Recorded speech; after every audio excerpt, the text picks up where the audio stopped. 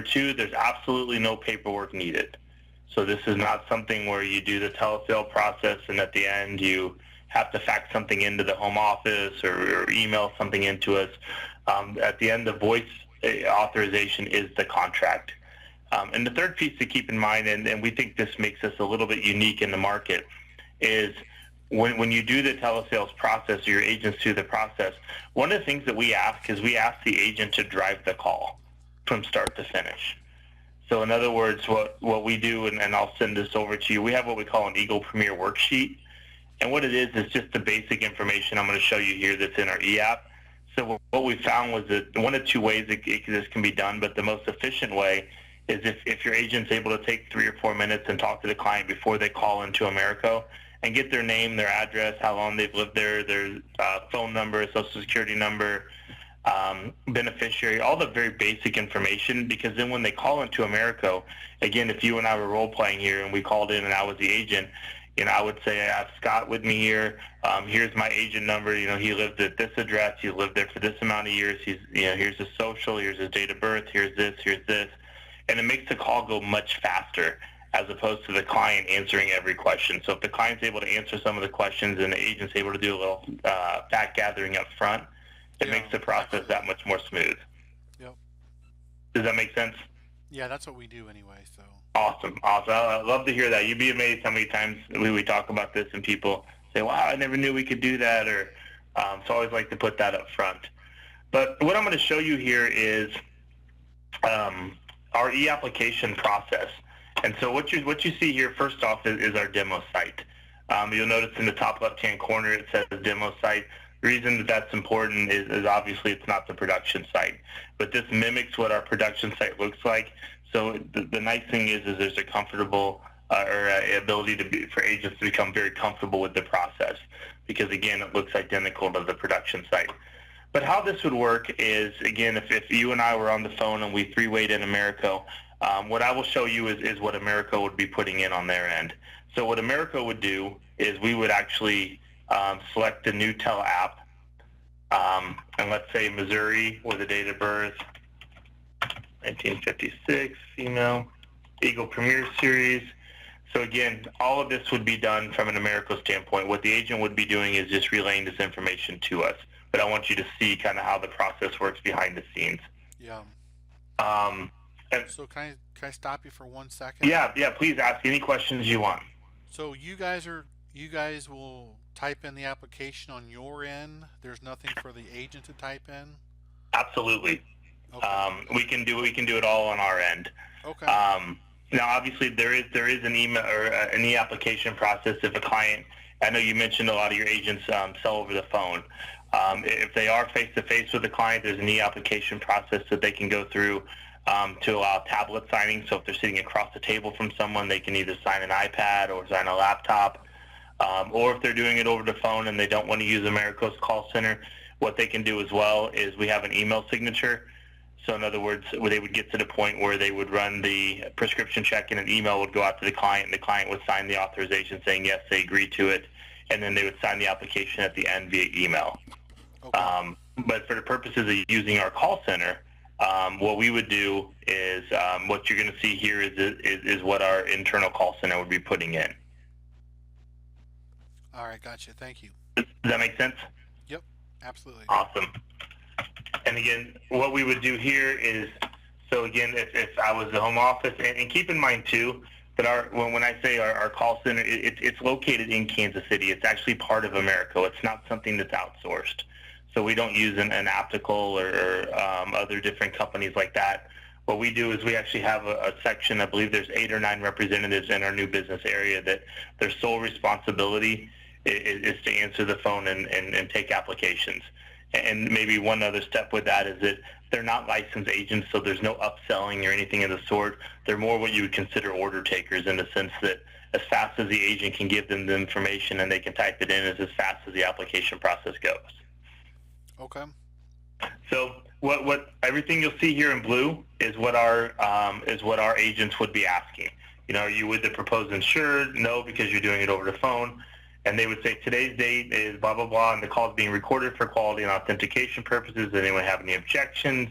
No. Again, you as the agent can answer this. So you would say, well, I'm sitting with Andrew Costas.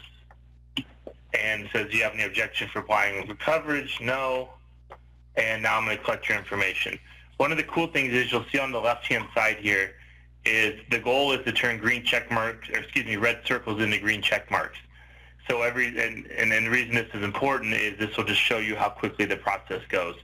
So again, one of the questions would be, is the proposed insured also going to be the owner? A lot of times in final expense, the answer to that's yes. And so again, the agent would be able to answer that question. And when you get to the where do they live, again, if the agent was able to grab a few minutes of information with the client prior to asking prior to calling Americo, they would be able to have all this information, and they would just give it to our call center representative. Yeah, a couple things we have. Go ahead. Does the proposed insured have to be? I'm sorry. Does the owner have to be the insured to do the telesales app, or do they both have to just be present?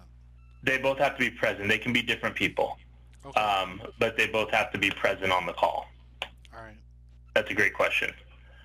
One of the things we have built in here, because since it's obviously a simplified issue product, what we look for here is we'll run prescription check, look at MIB, and then look at the health questions. And then if everything checks out, the policy is issued.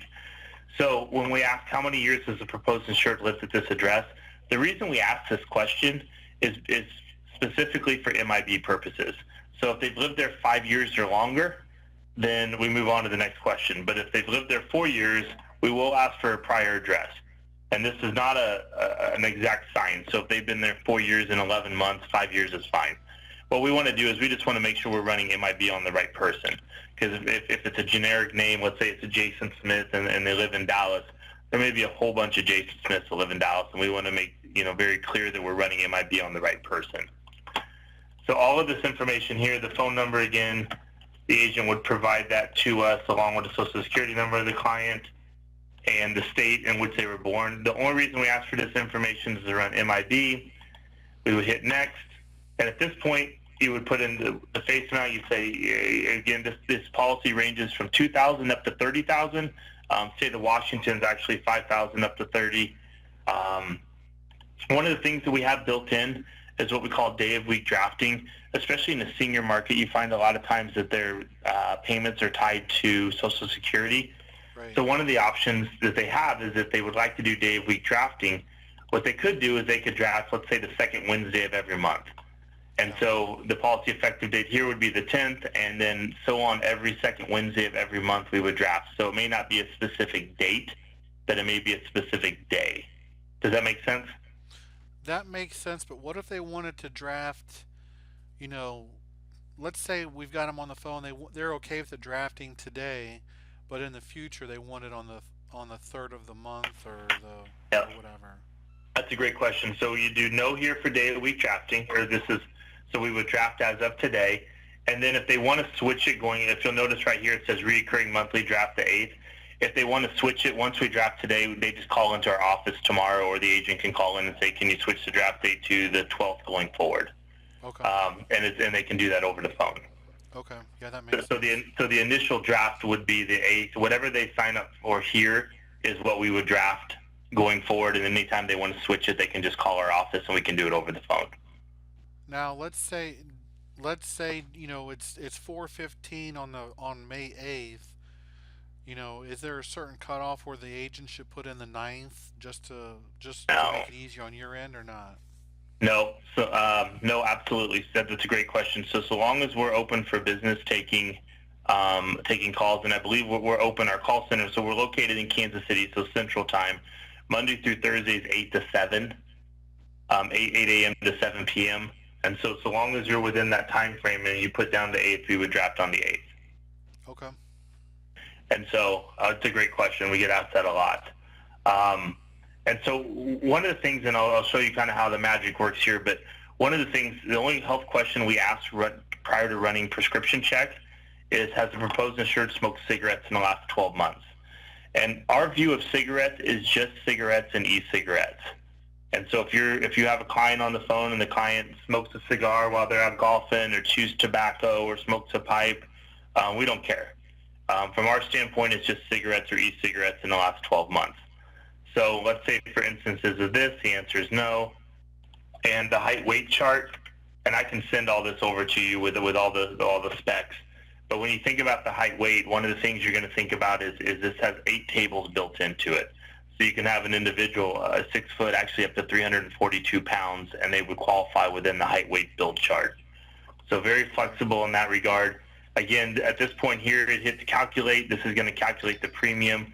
The agent would have already discussed the premium with the client prior to this. Again, this is just our customer service folks would be putting in on the back end.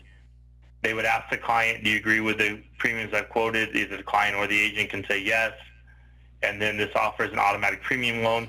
Because of the fact that this product is a whole life policy, it technically can accumulate cash value. I will tell you that it's not necessarily designed to be a cash value accumulator, if that makes sense. But it can accumulate over the time, and it's free built in. So we'd say yes here. Was all the information provided correct? Yes. And then what would happen here is you'll see this about 3 paragraphs here. Basically what this is this is the authorization for us to be able to run prescription check. So one of the things that you'll find is we're running prescription check here before we've asked a single health question, which is almost unheard of. And if you think about in terms of almost pre-qualifying a client, within the first 3 to 5 minutes, once we've got some basic information from the client, we run prescription check. So Americo actually has this professionally recorded, so they would play this recording, and then they would get to this point and say, if you agree to this authorization, please say yes. And then obviously they would say yes. Now please state your name and today's date, including the month and year. And we would say yes, initiate policy application. So at this point, what's happening right now is prescription drug check is being run. And it literally comes back this quickly. What you'll see here, it says initial underwriting check is complete. Based on the proposed insured's prescription check, the proposed insured may qualify for a level death benefit product up to $30,000. Continue asking the questions to finish the application. So we run it. It typically takes between 15 to 30 seconds from when we initially hit run the prescription check to when we get the results back. So if you'll notice, it also generated a policy number here. So if you think about that, what our customer service folks would say is, well, Ms. Jones, if you have a pen and pad out, go ahead and write down this policy number, because we'll ask you a few health questions along with banking info and Benny info.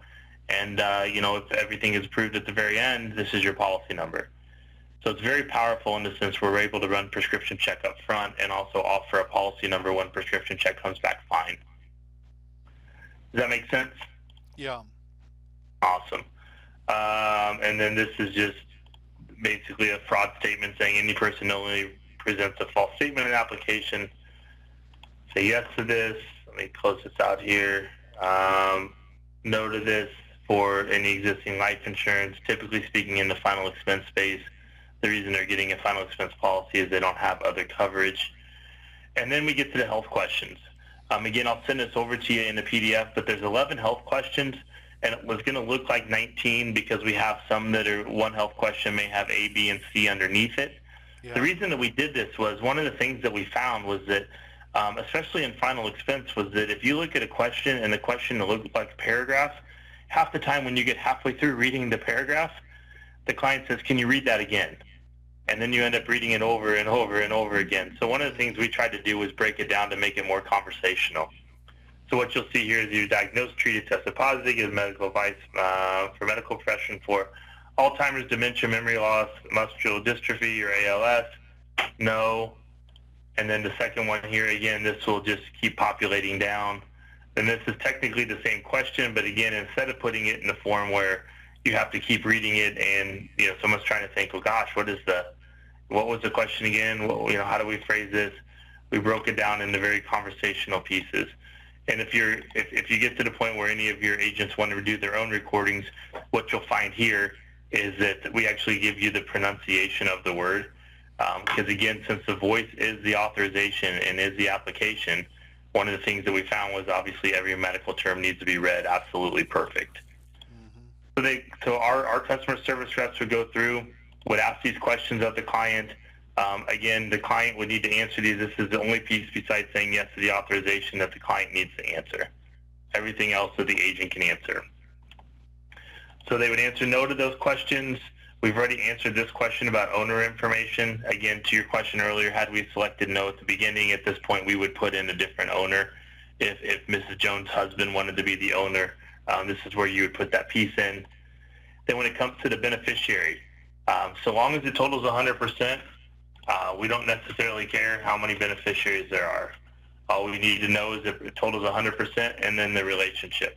So in this instance, I'd give it to my son, and since it totals 100%, we're good. But if I wanted to say, you know what, I'll give 50% here, and then we'd add a primary here, and then maybe give it to my daughter as well, and 50% child, and we move on here. So this is the banking information piece here. Who is the payer? Again, most instances, if the insured is the same as the owner, in most instances, they're also going to be the payer. So if it was somebody else, you certainly can put in other and put in the information on the payer, but typically speaking, it's going to be the same person. Is this a business account? No. One thing we do require is either a checking or savings account.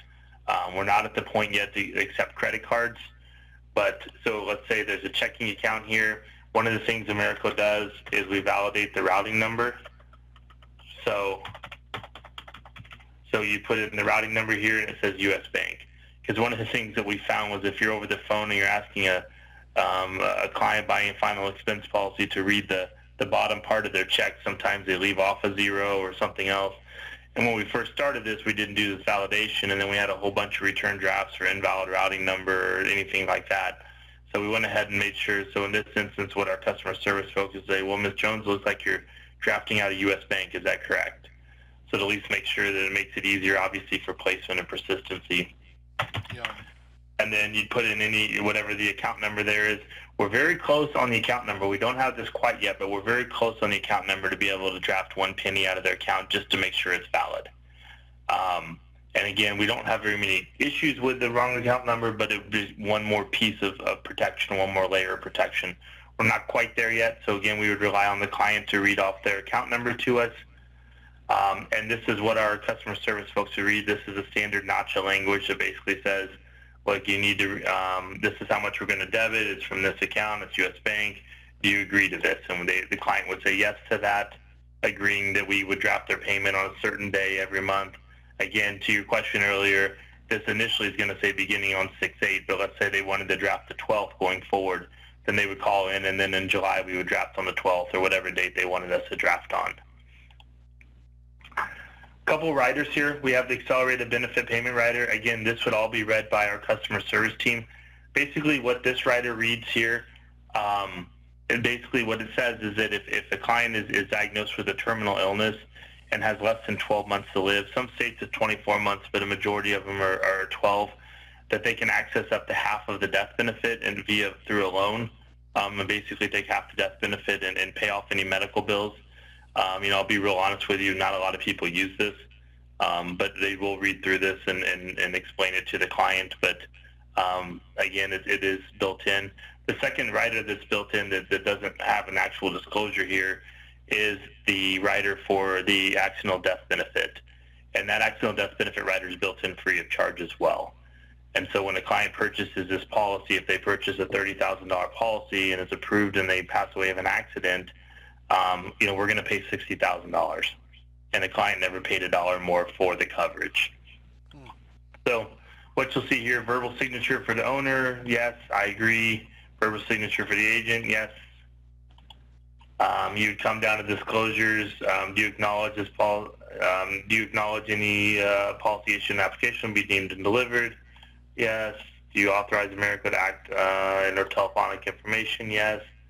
Do you agree to the answers and statements in the application? Yes. Do you understand that sales representative not have company authorization? Yes. And do you agree with all these statements? Yes. And then you get to the agent piece of it. Is there any existing life insurance or annuity coverage for proposed insured? No. Did you use new marketing materials? No. And again, if you answered yes to any of these, it would just ask what it is. Do you authorize Americo? Yes. Split agent, split sales? Never. I got a question. Yeah. On the existing insurance, if they have it but they're not replacing it, is that okay for the telesales? Yes. What if they are we don't we don't replace policies, but what if that 1 in 1,000 is absolutely like dead set on replacing the policy with this policy? Or can you do that over the phone? Yes, you can. Okay. There's a drop down piece that would ask, and depending on, let me back up. I would say majority of the time, yes, you can. Every now and again, for whatever reason, those get pretty complicated. Yeah. If it's pretty straightforward, as far as, I mean, we've had some instances where somebody said, I have three $5,000 policies, and I want to replace it with a $15,000. Well, in that instance, it may be a little more involved because obviously you're replacing three of them with one. But typically speaking, yes, you can do it over the phone, and there are customer service folks who walk you through how that works. Okay. Good question. And then at the very end here, what would happen is we would hit, our customer service folks would hit underwriting decision, and to initiate the underwriting process after the underwriting process is complete. So what's running right here at the very end, you say, well, I thought you already ran prescription check, and we did. What's running here at the very end is MIB. And the reason we don't run MIB up front when we run prescription checks is we heard back from MIB a while back saying that, in order to run MIB, you actually have to ask a health question. It's not a life insurance policy, unless it's not a level benefit, day one benefit, unless you ask a health question. And so we have to ask a health question in order to run MIB. So that's what's running here at the very end. And then at this point, the client would say, yes, they want the policy. Americo holds the recording. We have all the information. One of the really cool things about this is, one of the things we've consistently heard from the field is if you buy something over the phone, the client wants something tangible in their hands pretty quickly. We kind of live in the day and age of Amazon where you purchase something and it should be there the next day. So what we've done is we've said if the policy is sold before 3 o'clock Central Time, that we'll put it in the mail the same day. And so if you sold a policy tomorrow at 10 a.m., what that would mean is the client more than likely would have the policy along with the policy pages and the contract in their hands on Thursday. Wow. So and what it does is it reduces, obviously it adds comfort level to the client, but it also reduces the amount of time client calls an agent back or an agency back and says, hey, where's my policy? I didn't get it, or I'm confused on this. We found the sooner we can get it in the agent's hands, the better. Or excuse me, the client's hands, the better. And then obviously, depending on how the agent is set up, if they're set up to get commissions daily, if it's once the policy is drafted, so in this instance it was going to draft tonight, if it's set up to draft tonight, we pay commissions tonight. So we pay it daily. I will tell you that it looks like a lot of times the feedback that we get is if we paid it today and paid commissions today, more than likely the agent would have it in their account on Wednesday. And the reason I say that is they would see it on their commission statement Tuesday, but depending on the bank it's going to, sometimes it takes up to 24 to 48 hours to get to their bank. Right. So we release it from our bank the same day, but it's just a matter of when they get to, depending on what bank they're working with, they may have it tomorrow or at the latest on Wednesday. Okay. That makes sense? Absolutely. Awesome. Like I said, I'll send you over kind of some of the product specs and whatnot, but does this seem like something that would be a good fit with your agency and your agents? Yeah. Can you go over a little bit more of the underwriting part of it, though, as far as determining which, I guess which levels that they qualify for? Or? Sure. So with our Eagle Premier, we have two products. It's either Eagle Premier Level or Eagle Premier Guaranteed. And so if prescription check comes back and everything is fine and the health questions are answered no, they would qualify for a level. If prescription check comes back and for whatever reason we can't place the business with level, then it would go to a guaranteed. So we don't have a tiered system on level, if that makes sense. Okay. So it's either a level product, so in other words, day one coverage, or it goes to our guaranteed issue, which would either mean one of two things. If it goes to guaranteed, it's because our prescription check came back and said, there's a certain drug, there that would kick it to guaranteed, or if the client answers yes to one of the health questions, it would automatically go to guaranteed. So two options there. It's either level or guaranteed, depending on prescription check and then how the health questions are answered. And then where are the agents going to see your rate calculator, and what's that look like? Yep, that's a great question too. So a couple things they can do. First one here, is there's a number one. Let me back up even further. I have a rate calculator, an actual PDF I can send over to you that has 60-year-old female, 65-year-old male, all that. I have that. I can send it over to you. Or if you would like, another option would be you can like if you put in the 60-year-old, let's say 60-year-old female. This is going to allow you to quote all of our products. The Eagle Premier Series is going to be the one that they're going to want to quote. So you're able to put in a little bit of information. Policy design here, $10,000, Eagle Premier. Mode is monthly, software premium amount, hit calculate, and it's going to come up $38.46. And if you wanted to change it to $11,500, you could do that, and then hit calculate here, and it's going to bring up that premium. So multiple ways to do that. The other way I was going to show you is what you can do as well is you can go to quote.americo.com, and this is going to do the exact same thing. So what it does here is you'll see state. Let's say you wanted to go to Missouri, and you wanted to quote the Eagle Premier Series, hit create.